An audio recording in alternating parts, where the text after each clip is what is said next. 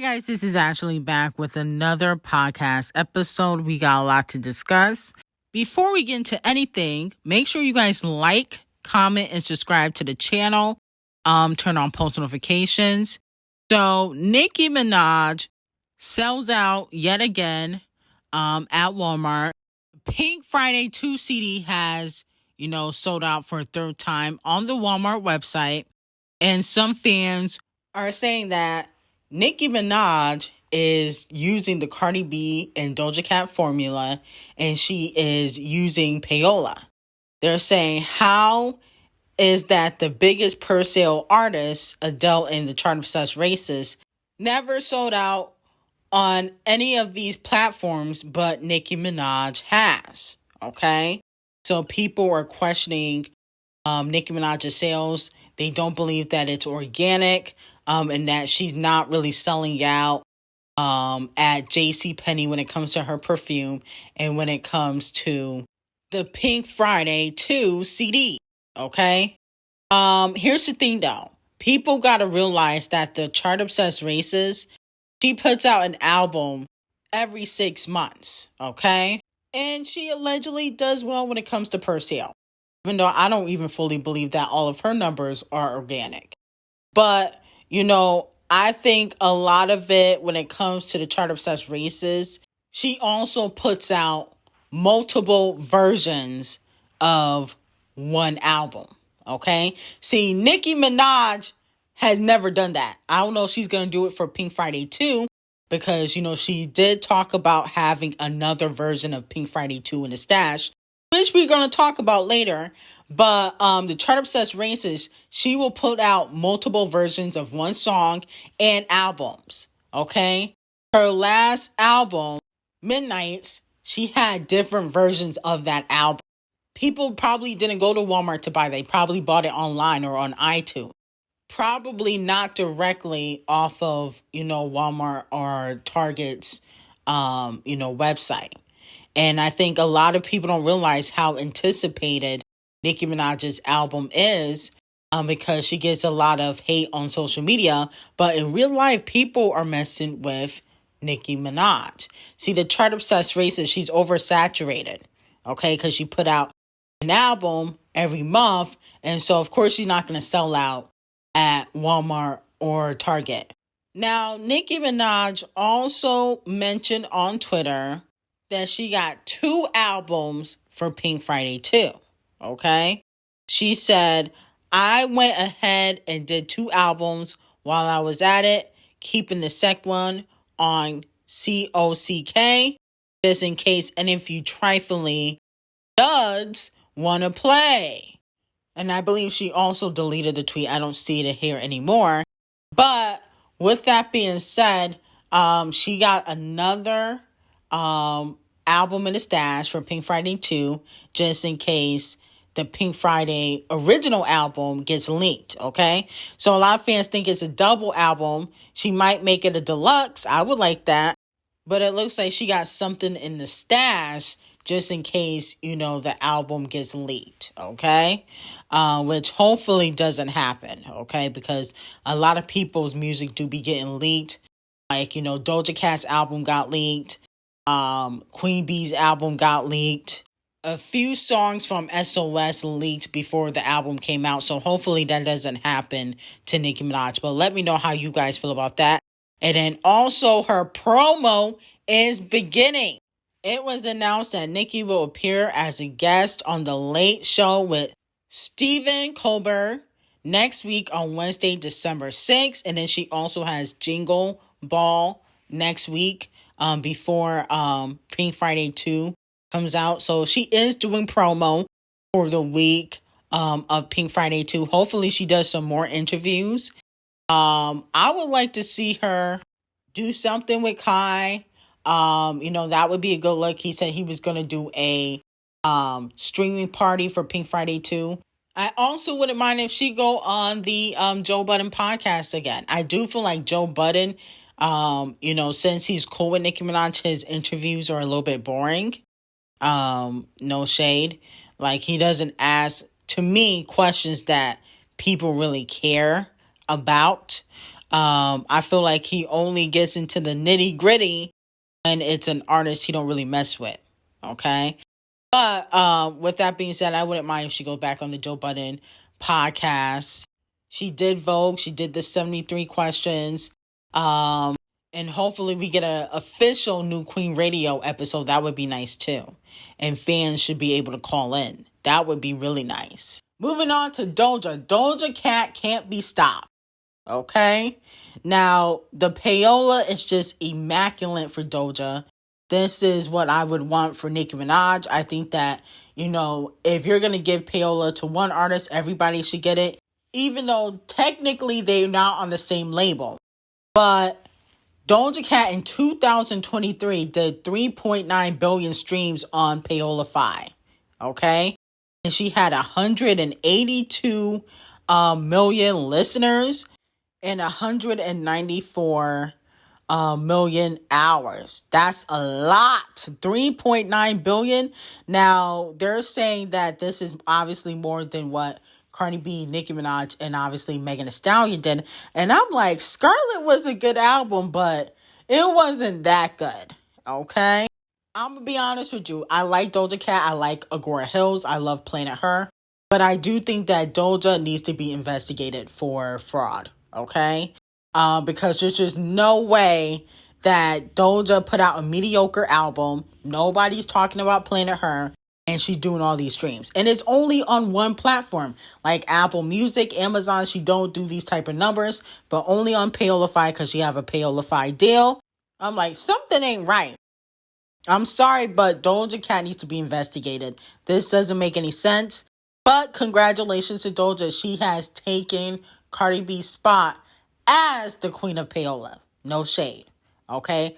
I don't know what happened to Cardi B's payola, but she need to ask Titanic Records to give her that Doja Cat payola.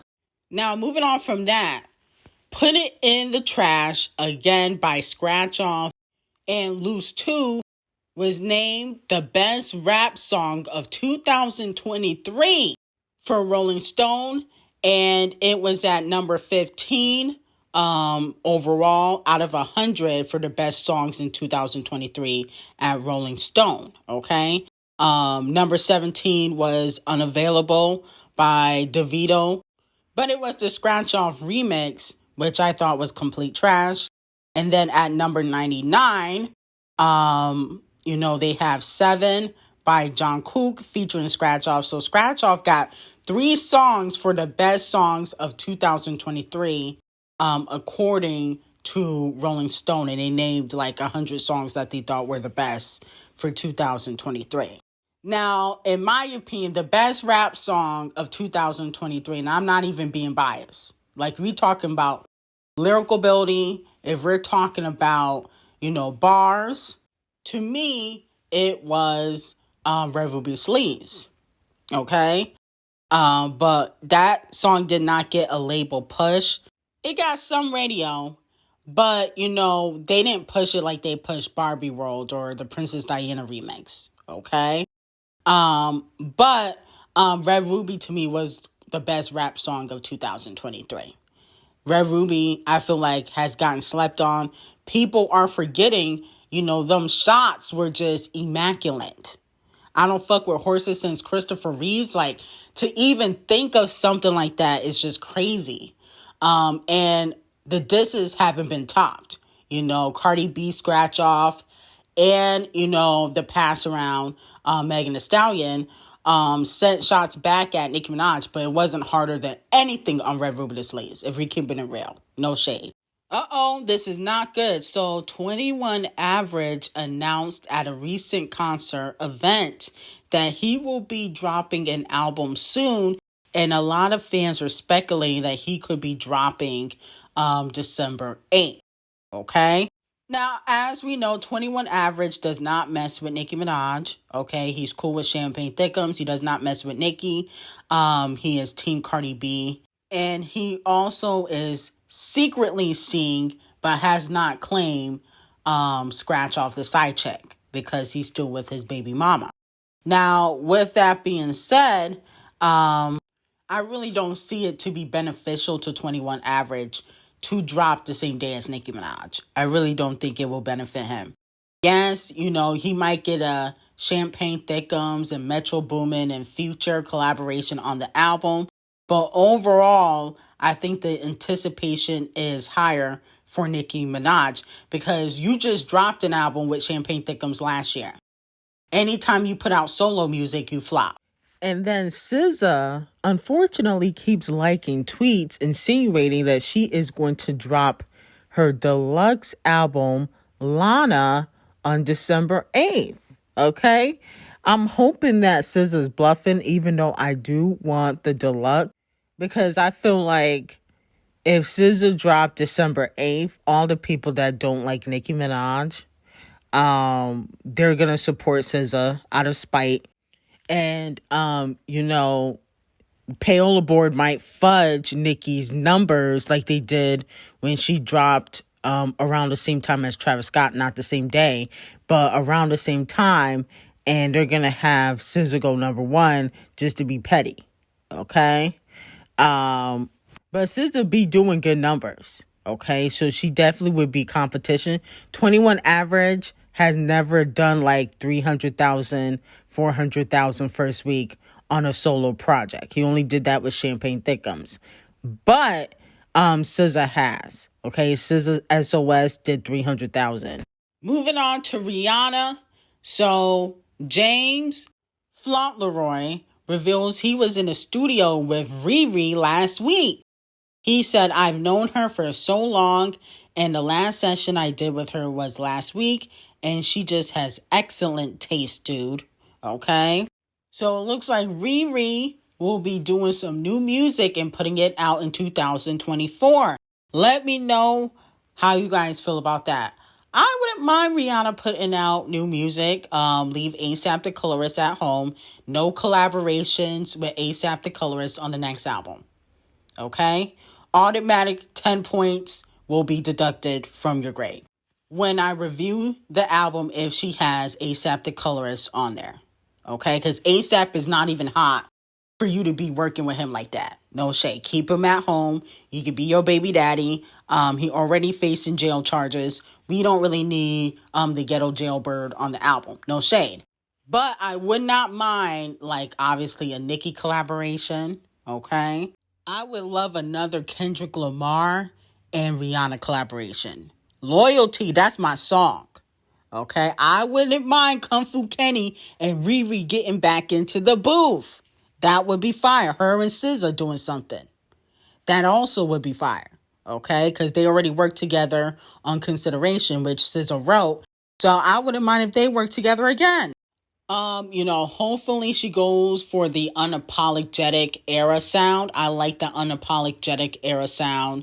Diamonds, Pour It Up, Numb, Lost in Paradise. I wouldn't mind those type of songs on her next album. Even like her and Eminem coming back and doing something. That would be fire. Her and Camel Face. Her and Kanye. That would all be fire. So those are the type of collaborations I would like for Rihanna. Even though, she probably worked with majority of, the people I have named. She did go on an 8-year, a 9-year hiatus. She haven't put out music since 2016. Lift Me Down, unfortunately to me, don't count. Moving on to Queen Bee. So the Chart Obsessed Races posted photos next to Queen Bee at the Renaissance premiere in London. And I'm going to be honest with you. In this photo, the Chart Obsessed Races ate Queen Bee up. Okay? I don't know what is going on with Neil. Queen Bee's hairstylist. Maybe she pissed him off. Maybe she gave him a pay decrease instead of increase. Because I heard that, allegedly Queen Bee, when you work for her, she don't pay that well. That's what people say in the streets.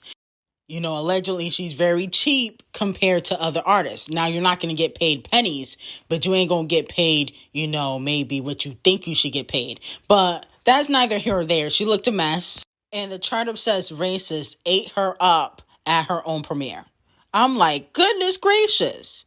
Okay, this black look was a mess. You are not Kim K. You can't get away with it. It just doesn't suit you. The bleach blonde hair just doesn't suit you. at all. Okay? So, there's that. But on a more positive note, Queen Bee got 100% on Rotten Tomatoes, okay? Which, they do reviews on movies. So a lot of people are saying that her film is very good. Her film is 3 hours. I'm like, damn, this ain't the Harry Potter series. Why is it so damn long? I mean, I know that her Renaissance world tour was, 3 hours long. So maybe that's why she did it. But I'm like, to watch a documentary that long, I definitely ain't going to the movies to see that. Okay? She should have put that on Netflix. Okay? So I can pause it, do what I gotta do, and then come back and watch it later. But I cannot sit for 3 hours and watch Queen Bee talking about lights and how Blue Ivy is the best thing since sliced bread. I don't want to hear that for 3 hours. But if it was on Netflix, I definitely would have watched it. But let me know in the comments, do you guys agree with this review? Do you think it deserved 100%? Now, the Homecoming documentary, I liked. I don't think it was 3 hours, but it was a good documentary. It wasn't better than Clown Gate's documentary, but it was a good documentary. And that's something Queen Bee also is very great at. She's very good at doing documentaries. She's done a ton of them in the past. And so I'm sure she deserves that 100%. But it don't look like it's going to do too well on the box office. They did say she's only going to do 20 to 30 million for opening weekend. The Chart Obsessed Races did over 100 million, opening weekend. So, people also are talking about that. Moving on to Monica, Keisha, and Nicki Minaj. She went live with them early in the morning. Okay. And it looks like they possibly could be on the album. Like, why else would she be, sitting around with them? Okay. They probably listening to some of the songs that she gonna put it out next Friday. Okay. Some people are saying Monica and Keisha are legends. I don't know about that. You know what I'm saying? Like, Monica and Keisha, they definitely have classics. But a legend to me is that you have longevity in the game. And that when you still put out music, you sell. That's what longevity means to me. Okay? And Keisha and Monica could put out a song today solo, right? And it wouldn't make any noise.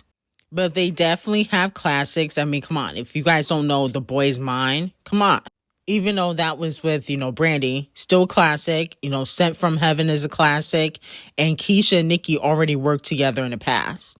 Okay? One of the reasons why Little Kim don't mess with Keisha Cole no more. But that's a whole different topic for a whole different day. But I'm happy to, see them with Nicki Minaj. That song might be really fire.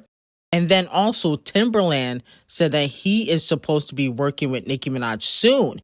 Will he be on Pink Friday too? Nicki Minaj, yeah. I think I'm supposed to work with her pretty soon.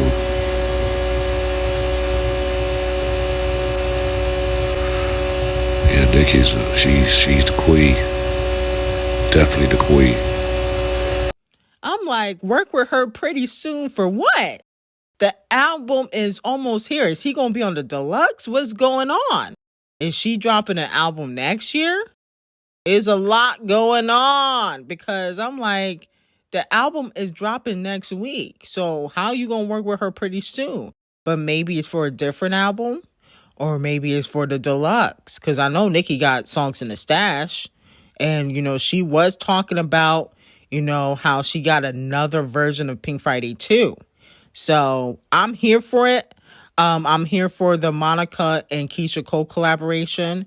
But we still need Rihanna and Queen Bee and the Chart Obsessed Races though. No shade. They cute, they nice, but we still gonna need them A-listers. No shade to Monica and Keisha because they do got classics.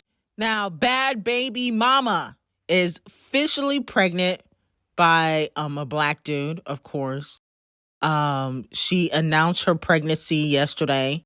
If you don't know who Bhad Bhabie is, she was signed to Titanic Records. She used to throw shots at Nicki Minaj. She was signed to Titanic Records, got dropped, made like $50 million from OnlyFans for busting it wide, spreading it low. because that's her only talent. She was Iggy Azalea's replacement. Didn't really do much because Iggy has classics in the vault. Bhad Bhabie only got her big tongue slobbing on rappers. That's what she really was known for. Allegedly, she messed with like Chief Keef and all these different rappers. So they would run through her and give her like a feature, but they never did that. Yeah, she tried to F her way to the top, but unfortunately it didn't work. But with that being said, I do think she has a song with Asian the Brat, or they did some sort of collaboration because they was close at one moment in time. And I don't really know a lot about her music though. I don't know one song. All I know is she got ran through. But congratulations on her pregnancy. Children are a blessing. And I hope you guys have an amazing day. Got some hot tea on Patreon. Link will be in the description. And bye-bye.